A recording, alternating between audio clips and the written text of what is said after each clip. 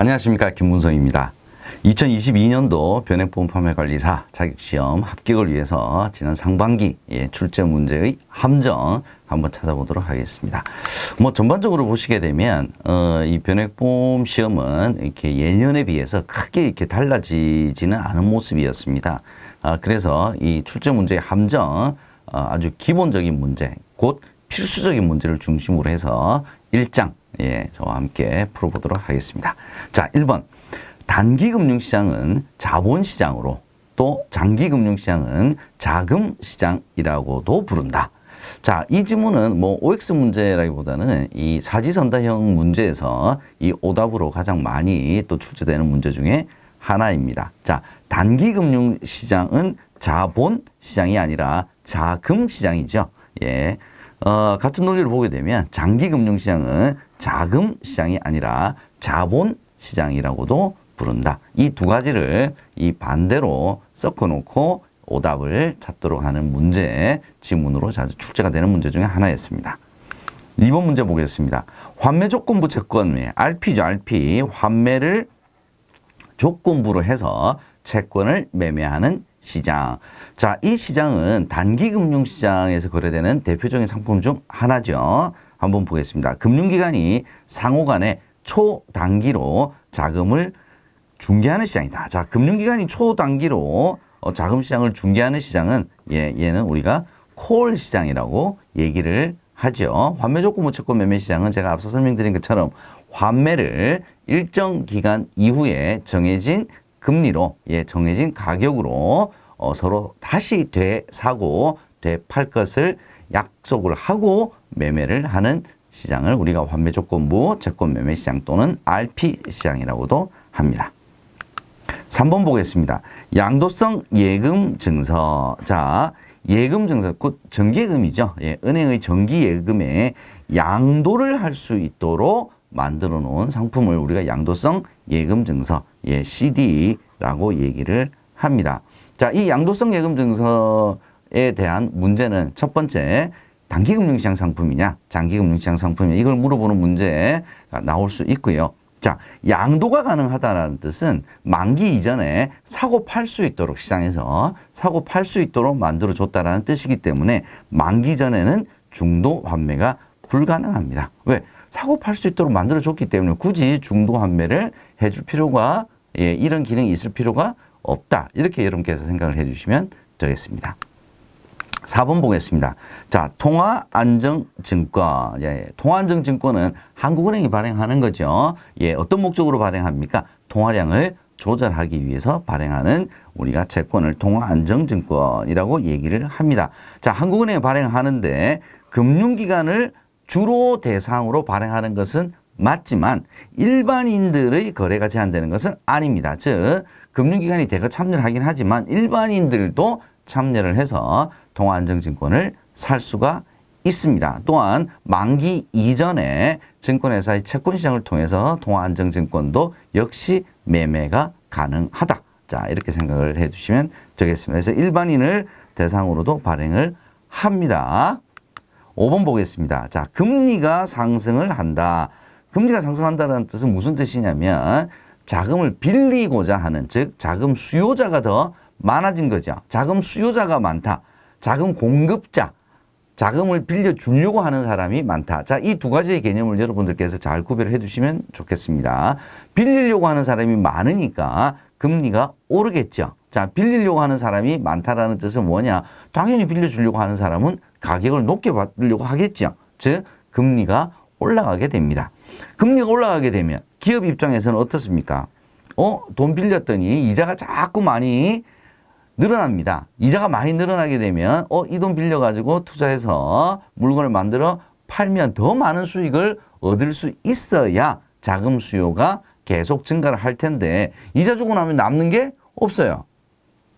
지금 이 금리로는 돈 빌려서 투자를 해봐야 수익성이 없겠다 싶어서 자금 수요가 감소를 하게 됩니다.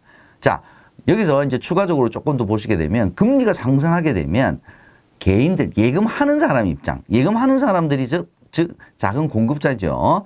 금리가 늘어나게 되면 이자를 더 많이 받을 수 있으니까 자금의 공급은 자연적으로 증가, 예, 하게 됩니다. 조금 장기적인 기간이 좀 필요하겠지만 예금도 더 늘어나게 되겠습니다. 자, 다음 5번 문제는 우리가 이제 살펴봤고 6번 문제 한번 보겠습니다. 자, 기획재정부. 자, 기획재정부가 뭐 하는지 한번 보죠. 물가 동향, 국내외 경제 상황, 금융시장 여건 등을 종합적으로 고려하여, 자, 핵심 이거네요. 기준금리를 결정하는 곳이 기획재정부냐 아니면 한국은행의 금융통화위원회냐. 자, 이걸 물어보는 거죠. 자, 이렇게 저난이도의 문제도 자주 출제가 되고 있습니다. 유의해 주십시오. 자, 기획재정부가 아니죠. 어디입니까? 금융통화위원회에서 예, 이러한 여러 가지 여건들을 고려를 해서 연 8회 기준금리를 결정을 합니다. 7번 한번 보겠습니다. 금융통화위원회에서 이제 금리 결정을 했죠. 자, 여러 가지로 물가 동향이라든지 경제 상황이라든지 이런 것들을 기준으로 해서 기준금리 결정을 했습니다. 자, 이렇게 기준금리를 결정을 하게 되면 올릴 수도 있고 떨어뜨릴 수도 있겠죠. 올리게 되면 어떻게 됩니까? 기준금리를 올리게 되면 금융기관 간 예, 거래를 하게 되는 콜금리와 같은 초단기 금리, 실질금리죠. 실제 거래되는 금리에 즉시 영향을 미치게 됩니다. 자, 금융기관 간에 서로 빌려주고 빌리는 콜 시장 같은 경우에는 공짜로 빌려주진 않겠죠. 서로 이자를 주고 받습니다. 그런데 한국은행이 기준금리를 올려버리게 되면 그 금리에 따라서 금융기관 간에 움직이는 콜 금리에도 바로 즉각적인 영향을 받게 됩니다. 왜 그러냐면 잘 생각해 보십시오. 콜 시장의 가장 대표적인 키워드는 초단기, 주로 일일물, 익일이 내일이죠. 그래서 주로 콜 시장은 하루짜리, 하루로 서로 빌려주고 빌리는 비중이 굉장히 높죠. 아주 초단기입니다. 그래서 한국은행 기준금리 결정은 바로 즉시 영향을 미칠 수가 있습니다. 자, 만기가 1이라고 했으니까 조금 더 부연 설명하면 매일매일 금리가 바뀐다는 뜻이에요. 그죠? 만약 1년을 빌려줬다. 그럼 중간에 금리가 오르더라도 좀 바뀌기가 어렵습니다. 그죠? 또 일정 기간 후에 금리가 또 떨어질지도 모르기 때문에 장기 금리는 아주 천천히 대세 상승이라고 하는 전제가 있을 때 실은 장기 금리는 움직이지만 초단기 금리는 즉각 반응을 한다. 그래서 기준금리 결정은 초단기 금리에 즉시 영향을 미치고요. 그 다음에 예금금리, 대출금리에 영향을 미치고 궁극적으로는 장기적으로는 부동산과 같은 실물 경제에도 영향을 미치게 됩니다. 이 파급 경로도 간혹 시험 문제에 출제가 될 수 있으니까 여러분 기억해 두시기 바랍니다. 8번 보겠습니다. 자, 명목금리죠. 자, 명목금리가 뭡니까? 명목적으로 보이는 금리다 이렇게 생각하시면 되겠습니다. 실질금리에서 물가상승률을 뺀 금리를 말한다. 자, 이 지문도 굉장히 많이 나오는 지문 중에 하나가 되겠습니다. 실질금리와 명목금리에서 물가상승률을 고려를 했냐 하지 않았냐. 즉 물가상승률을 고려한 금리, 명목금리에서 물가상승률을 뺀 금리가 바로 실질금리죠. 자, 그래서 명목금리와 실질금리를 반대로 이렇게 바꿔놓고 출제가 되고 있습니다. 여러분께서 기억을 해 주시기 바랍니다. 그래서 정답은 실질금리는 명목금리에서 물가상승률을 뺀 금리를 말한다. 이렇게 해야 정답 지문이 되겠습니다. 자, 9번 보겠습니다. 물가변동 고려 여부에 따라, 우리 금방 배웠죠? 물가변동 고려 여부에 따라서 표면금리와 실효금리로 구별이 되는 것이 아니라 명목금리와 실질금리로 구별이 된다. 이렇게 해야 맞는 지문이 되겠습니다. 10번 문제 보겠습니다. 자, 투자신탁. 투자신탁 일반적으로 우리가 펀드라고 보시면 되겠죠. 예, 금융상품입니다. 투자신탁의 투자자는 뭐 일종의 뭐 펀드 투자자라고 생각해 보시면 되겠습니다. 법적 지위는 주주, 투자회사의 는 법적 지위가 투자자, 투자회사에 투자하는 투자자의 법적 지위는 수익자다. 자, 이 두 가지도 이 주주와 수익자를 서로 바꿔놓고 이렇게 오답을 찾아라 하는 문제가 자주 나오죠. 투자회사는 뮤추얼 펀드 하나의 일종의 법인, 기업으로 만드는 것이죠. 그래서 투자회사, 뮤추얼 펀드에 투자하는 투자자의 법적 지위는 주주이고 금융상품의 일종의 투자 신탁에 투자하는 투자자의 법적 지위는 수익증권을 받는 수익자다. 자, 이 두 가지를 구별을 해 주시면 좋겠습니다. 11번 보겠습니다. 자, 과거에는 변동금리를 주로 적용하였으나 최근에는 고정금리의 비중이 높다. 자, 요건 이제 지문만 따와서 그런데요. 뭐에 대한 얘기입니까? 바로 대출금리에 대한 얘기죠. 대출금리에 대한 부분은 잘 출제가 되지는 않는 부분입니다. 이제 몇 년 전에 몇 번 나왔었는데 또 올해 이렇게 기출이 되었네요. 자, 대출금리의 경우에는 변동금리를 주로 적용을 현재 하고 있습니다. 과거에는 고정금리의 비중이 높은 편이었다. 자, 그래서 최근과 과거 이 두 가지가 바뀌었거나 아니면 과거에는 고정금리 비중이 높았으나 최근에는 변동금리를 주로 적용하고 있다. 뭐 이렇게 서로 바꿔놔야 맞는 지문이 되겠습니다. 12번 보겠습니다. 자, 증권의 종류에는 채무증권, 지분증권, 수익증권, 투자계약증권 등이 포함이 됩니다. 예, 이거는 맞는 지문이네요. 자, 이 중에서 수익증권이 주식을 의미한다. 이게 이제 올해 새로 나온 그 지문의 형태라고 보여지는데요. 자, 주식이라고 하는 것은 뭐였습니까? 주식을 산다는 것은 그 회사의 소유권을 사는 것이죠. 자기가 돈을 낸 만큼. 그래서 우리가 지분이라고 또 표현을 합니다. 그래서 이 주식은 바로 지분증권을 의미하는 것이고요. 수익증권은 투자 신탁에 가입을 하면 수익권을 가지게 되죠. 예, 그걸 증명하는 증권이 바로 수익증권입니다. 그래서 주식을 의미하는 것은 수익증권이 아니라 지분증권이 되겠습니다. 13번 보겠습니다. 우선주는 보통주에 비해서 이익배당이나 자녀재산 분배 등에서 우선이 되는 거죠. 그래서 표준이 되는 주식은 보통주를 의미를 하는 겁니다. 그래서 우선주는 표준이 되는 주식이 아니라 우선하는 우위에 있는 주식을 말한다. 이익배당이나 자녀재산 분배 등에서 표준이 되는 주식은 보통주를 의미합니다. 14번 보겠습니다. 자, 기업공개. 기업공개는 주식 발행 가능하죠. 채권 발행 방식 모두 가능하다. 자, 기업 공개라고 하는 것은 그 기업이 이제 기업의 어떤 본연의 모습들을 이제 보여주는 거다. 우리가 뭐 이렇게 표현을 합니다. 그래서 이 기업 공개를 잠깐만 설명을 드리면 초창기 기업이 설립이 되었을 때는 뭐 가족 회사 아니면 뭐 친구들끼리 이렇게 해서 실은 그 회사의 내용을 정확하게 잘 알지도 못하고 자기네들끼리만 딱 알고 있는 거죠. 그래서 본격적으로 투자를 이제 성장을 해서 투자를 받아야 되는 상황에서는 이렇게 불투명해서는 안 된다는 거죠. 그래서 기업을 공개를 하라는 겁니다.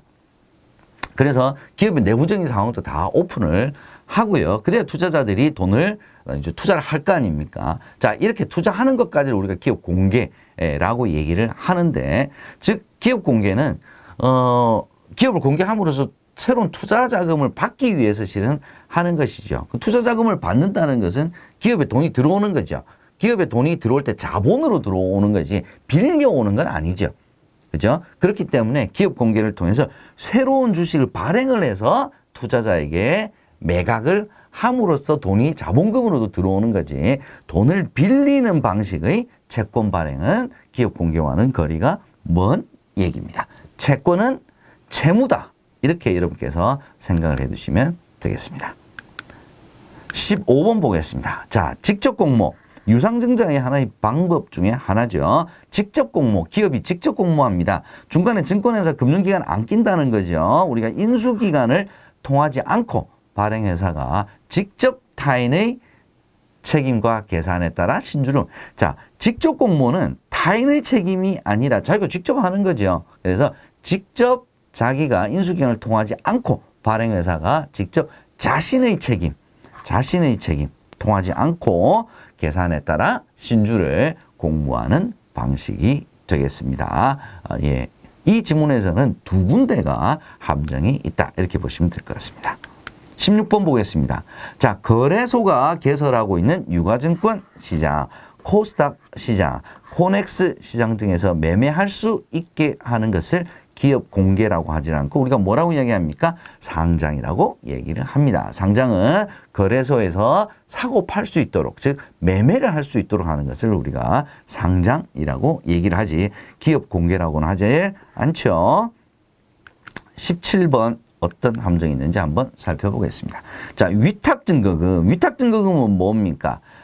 자, 여러분께서 그 이론을 한번 생각을 해보시면, 원리를 한번 생각해 보시면 되겠습니다. 자, 채권은 사고 팔면 당일 결제가 기본이죠. 근데 주식은요, 3일 결제잖아요. 주식은. 자, 3일 결제라고 하는 뜻은 무슨 뜻이냐면 3일 뒤에 주식을 주고 돈을 받는다라고. 인수도가 3일 뒤에 이루어진다는 겁니다. 그러면 이 3일 뒤에 돈을 주는데 만약에 매매 계약을 체결한 사람이 도망가 버리면 어떻게 될까요?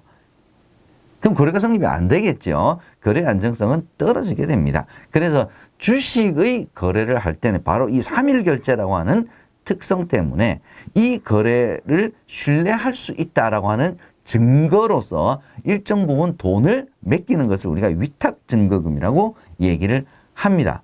자, 근데 이 위탁증거금은 돈으로만 징수를 할 수 있는 것이 아니라 국채 상장증권 등과 같은 안정적인 유가증권으로도 위탁증거금을 납부를 할 수가 있다. 예. 자, 이 지문도 심심찮게 출제가 되는 부분입니다. 함정 뭐가 있는지 잘 여러분께서 기억을 해 두시기 바랍니다. 18번 한번 살펴보겠습니다.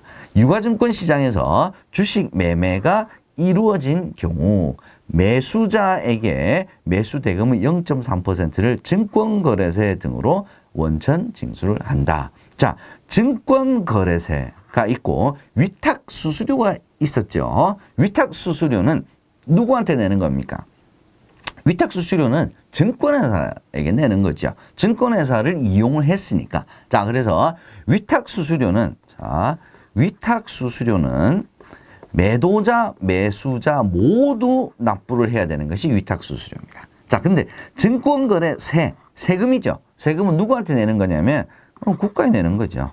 자, 이 증권거래세는 매도자, 매수자 모두에게 내는 것이 아닙니다. 누구만 내는 거냐? 매도자만 내는 겁니다. 자, 매도자가 매도 금액의 몇 퍼센트냐? 0.3이 아니라 0.23%를 증권거래세로 납부를 하게 됩니다. 자, 위탁수수료 둘 다 냅니다. 매도, 매수자 모두 냅니다. 자, 그 다음에 증권거래세는요. 매도자만 매도 금액의 0.23%를 납부를 하게 된다라는 점 여러분께서 기억을 해 두시면 좋겠습니다.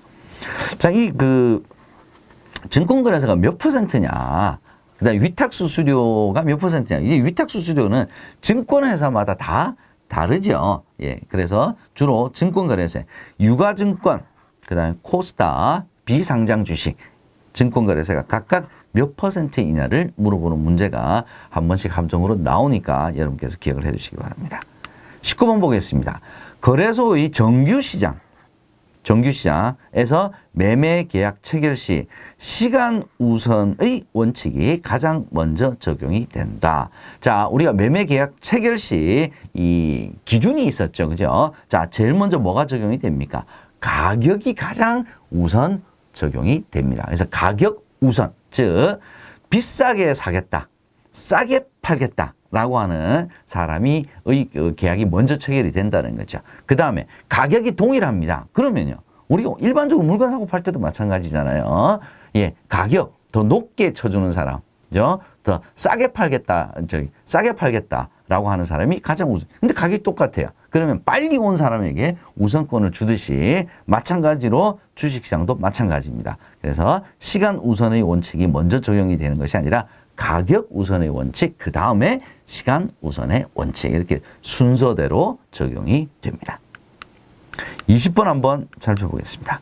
프로그램 매매 호가 효력 일시 정지제도, 사이드카죠, 사이드카. 예. 하루에 2회, 하루에 1회죠, 1회에 하나여 장 종료 40분 전부터는 장 종료 시점까지는 발효되지 않는다. 자, 사이드카도 마찬가지고요. 서킷 브레이커스도 하루에 1회에 하나여 적용이 된다라고 하는 점 기억을 해두시면 좋겠습니다. 21번 보겠습니다. 공시제도는 증권시장 내의 정보 불균형을 해소하고 공정성을 확보하여 투자 회사를 보호하는데 그 목적이 있다. 자, 공시라고 하는 것은 뭡니까? 회사의 내용을 외부에 알리는 거죠. 근데 알리지 않으면 어떻게 될까요? 투자자나 회사 내부자만 이 중요한 정보를 알고 있고요. 일반 투자자는 그 정보를 알 수가 없겠죠. 오픈 안 하면. 자, 그럼 정보 불균형은 이 어떻게 보면 일반 투자자와 회사 내부자 이렇게만 그냥 생각을 해서 비교를 해 보시게 되면 이거 서로 불균형이 이루어지죠. 이걸 해소하기 위한 것입니다. 그래서 공정성을 확보를 해야 거래 자체도 투명해지는 거죠. 자, 누구를 보호하는데 목적이 있습니까? 정보 불균형에 어떻게 보면 정보 불균형에 있어서 약자는 누굽니까? 투자 회사가 아니라 일반 투자자가 바로 정보 불균형에 있어서 약자가 되겠죠. 이 약자를 보호하는데 이 공시제도의 목적은 있습니다. 그래서 투자 회사를 보호하는데 목적을 두고 있는 것이 아니라 투자자를 보호하는 목적으로 공시제도는 시행이 되고 있습니다.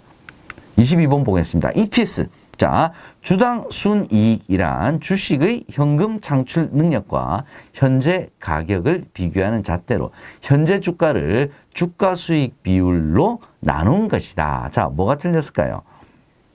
이건 주당 순이익을 말하는 것이 아니죠. 반대로 됐죠. 자, 주가 수익 비율이란 주가 수익 비율이 바로 주식의 현금 창출 능력과 현재 가격을 비교하는 잣대가 됩니다. 이 퍼는 주가 수익 비율은 주식의 현금 창출 능력과 현재 가격을 비교하는 잣대로서 현재 주가를 주당 순이익으로 나눈 것이다 라고 해야 맞는 표현이 되겠습니다. 자, 이 문제도 간혹 예전에는 심상치 않게 나왔었습니다. 최근에는 그렇게 많이 출제되는 부분은 아니지만 항상 이 부분은 이 퍼는 여러분께서 기억을 해 두셔야 되는 개념이다. 이렇게 생각을 해 두셔야 될 것 같습니다. 자, 23번 보겠습니다. 자, 주식의 발행은 주식을 발행한다라는 것은 투자자가 실은 더 생기는 거죠. 즉 부채를 증가시키는 것이 아니라 자본금을 증가를 시키는 것이고요. 채권을 발행한다라고 하는 것은 돈을 빌려오는 것이니까 자본금을 증가시키는 것이 아니라 부채를 증가시킨다라고 해야 맞는 표현이 되겠습니다. 자, 다음 24번 보겠습니다. 기업의 청산 시, 자, 기업이 청산, 주로 이제 망하게 되는 경우, 아니나 다른 특별한 이유로 인해서 기업이 청산을, 이제 나 기업 안 해. 라고 하는 거죠. 그럼 이제 여러 사람의 투자자로부터, 실은 이제 돈을 받아서 투자를 받아서 실은 기업이 이제 이루어지기 때문에 이제 자본으로 출자를 한 이제 주주가 있을 거고요. 돈을 빌려준 채권자도 있을 겁니다. 그러면 이 주식에 어떻게 보면 이 회사의 권리를 이 회사 가지고 있는 재산을 나누어 가질 권리를 가지고 있는 사람들이 대표적인 것이 바로 채권을 가지고 있는 채권자, 주식을 가지고 있는 주주가 될 텐데요. 주주와 채권자는 둘 다 재산 분배권, 자녀 재산 분배권을 가지고 있어요. 둘 다 있습니다. 다만 순서가 어떻게 되느냐. 내가 이 사업을 공동으로 운영한다라고 하는 개념인 주주가 가지는 자녀재산 분배권보다는 난 단순히 이 회사에 돈만 빌려줬어. 난 이자 받을 거야. 난 원금을 가져갈 거야. 라고 하는 목적에 의해서 투자를 한 채권자하고는 서로 성격이 조금 다르죠. 자, 누가 더 자녀재산 분배권에서 우선권을 가질 수 있냐면 바로 채권자입니다. 채권자는 사업이 흥망성쇠하고는 난 잘 몰라. 난 이자만 받을 거야. 난 원금을 받을 거야. 이런 개념이죠. 그렇기 때문에 주주보다는 둘 다 자녀재산 분배권을 가지고 있지만 주주보다는 채권자가 더 우선해서 자녀재산 분배권을 가진다. 즉 채권자 다 나눠주고도 남았다. 그러면 주주가 자녀재산에 대해서 분배권을 가지게 됩니다. 25번 한번 살펴보도록 하겠습니다. 자, 채권시장에서 대표되는 수익률. 자, 채권시장에서 대표되는 수익률. 발행된 채권이 유통시장에서 계속 매매되면서 시장의 여건에 따라 형성되는 수익률을 발행 수익률이라고 하는 것이 아니라 유통 수익률로 우리가 얘기를 하죠. 그래서 채권의 수익률이 이제 몇 가지 나옵니다. 그 중에서 여러분들께서 가장 중점적으로 알아두셔야 될 게 바로 유통 수익률이다. 자, 대표되는 수익률이다. 이렇게 여러분들께서 같이 암기를 해 두시면 좋을 것 같습니다. 자, 다음 26번 한번 보겠습니다. 자, 시중자금이 풍부하다. 시중자금이 풍부하다는 것은 무슨 뜻입니까? 돈을 빌려주려고 하는 사람들이 많다라는 거죠. 자, 시중자금이 풍부하다. 돈을 빌려주려고 하는 사람이 많다면 시장금리는 상승하는 것이 아니라 하락을 하게 되죠. 그렇기 때문에 채권 수익률은 낮아지는 것이 맞습니다. 돈을 빌려주려고 하는 사람이 많기 때문에 채권을 서로 사려고 하는 거죠. 채권을 산다라고 하는 것을 돈을 빌려준다라고 하는 개념입니다. 그래서 하락한다, 하락한다 이렇게 바꿔주는 것이 맞는 지문이 되겠습니다. 26번 보겠습니다. 자, 퇴직소득. 퇴직을 하면서 받는 소득이죠. 퇴직소득 딱 나오면 같이 양도소득과 같이 이렇게 해서 생각을 해 주셔야 될 것 같습니다. 퇴직소득과 양도소득의 가장 큰 특징은 뭡니까? 분류과세한다. 분류과세한다. 왜 분류과세하죠? 퇴직소득과 양도소득의 가장 큰 공통점은 그 일정 기간에만 딱 이 소득이 발생하는 원인이 있는 것이 아니라 굉장히 장기간에 걸쳐서 이 소득의 발생한 원인이 생겼기 때문에 그 해에 딱 당해년도에 모든 것을 과세하는 것은 좀 불합리하다. 그래서 분류과세를 한다. 이렇게 돼 있죠. 자, 이 내용을 여러분께서 기억을 하해 두시고 저와 함께 지문 함정을 한번 찾아보도록 하겠습니다. 퇴직소득과 이자소득은 종합소득에 합산하지 않고 별도로 분리과세한다. 자, 이걸 이제 뭐 여러 가지가 틀렸기 때문에 이 지문은 뭐 굳이 이제 바꿔본다면 퇴직소득과 양도소득은 종합소득에 합산하지 않고 분류과세한다로 바꿔주는 것이 맞겠습니다. 이자소득과 배당소득은 금융소득이죠. 금융소득 두 가지가 바로 이자소득과 배당소득입니다. 종합소득이 합산을 한다. 다만 2천만 원 이하일 경우에는 분리과세로 원천징수 함으로써 일단 세금은 일단 납부는 종결이 된다. 자, 요거하고 여러분께서 구별을 해주시면 좋겠습니다. 자, 다음 문제 28번 문제 한번 살펴보도록 하겠습니다. 금융소득을 포함한 종합소득 과세 표준이 10억 원을 초과하는 경우 적용되는 소득세율은 42%, 상속세 과세 표준이 30억 원을 초과하는 경우 40%의 세율을 적용한다. 자, 이 문제는 제가 보기에는 아마 이 두 문제의 지문을 합쳐놓은 것 같아요. 여러분들에게 보다 많은 함정을 보여드리기 위해서 그런 것 같습니다. 자, 이 과세 표준 구간에 따라서 적용되는 세율이 다르죠. 종합소득도 마찬가지고 증여 상속세도 마찬가지입니다. 자, 과세 표준이 종합소득 과세 표준이 15억 원을 초과하는 경우에는 최대 세율 적용 구간이죠. 42%가 아니라 45%의 세율이 적용이 됩니다. 예, 새롭게 구간이 신설되었죠. 상속세인 경우에는 30억 원 이상인 경우에는 40%가 적용이 되는 것이 아니라 50%. 자, 이렇게 해서 최대 적용 세율과 최저 적용 세율은 여러분들께서 그 구간과요. 예, 과세표준 구간과 함께 소득세율, 그 다음에 증여 상속세 세율을 여러분께서 기억을 해 두셔야 될 것 같습니다. 종합소득 과세표준은 1,200만 원 이하인 경우에는 6%죠. 증여 상속세인 경우에는 1억 원 이상일 경우에는 10%, 10, 20, 30, 40 이렇게 올라가는 거죠. 그걸 여러분께서 기억을 해 두시면 좋겠습니다. 28번, 29번 보겠습니다. 금융소득은 가장 대표적으로 이자소득만을 말한다. 틀렸죠? 뭐가 틀렸습니까? 금융소득에는 이자소득뿐만 아니라 배당소득도 해당이 되죠. 그래서 이자소득과 배당소득을 합쳐놓은 것을 우리가 금융소득이라고 한다. 30번 보겠습니다. 금융소득 종합과세 여부는 부부의 금융소득 합계액을 기준으로 판단하는 것이 아니라 개인별 연간 금융소득의 합계액으로 판단을 합니다. 그래서 부부 합산과세가 위헌으로 판결이 났었죠. 자, 그래서 이 지문도 굉장히 쉬운 지문인데 출제가 종종 되는 부분이니까 여러분 기억을 해 두시기 바랍니다. 31번 보겠습니다. 금융소득 중에 비과세 및 분리과세 소득을 빼야죠. 이건 척하면 이 지문은 자주 나오는 것이기 때문에 종합소득 과세에 이제 기준이 되는 2천만 원 이 금액의 산정을 바로 비과세 분리과세 소득을 포함을 할 것이냐, 포함하지 않느냐를 물어보는 지문입니다. 포함하지 않습니다. 어차피 비과세, 분리과세 끝났잖아요. 그죠? 그래서, 비과세 및 분리과세 소득을 제외한 금융소득이 2천만 원을 초과하는 경우에 종합과세 하고요. 2천만 원 이하인 금액은 15%의 원천징수. 이 원천징수 세율도 틀렸네요. 지방소득세 별도로 하기 때문에 14%가 되겠죠. 그래서 제외한 그다음에 14% 기억을 해 두시기 바랍니다. 32번 보겠습니다. 종합소득세율은 과세표준별, 자, 최저세율 제가 조금 전에 6%라고 그랬죠. 최대 세율은 35가 아니라 45%가 되겠습니다. 자, 1편 마지막 문제 한번 보겠습니다. 우량금융기관 판단 지표로 보험회사는 영업용 순자본 비율, 증권회사는 지급 여력 비율을 사용한다.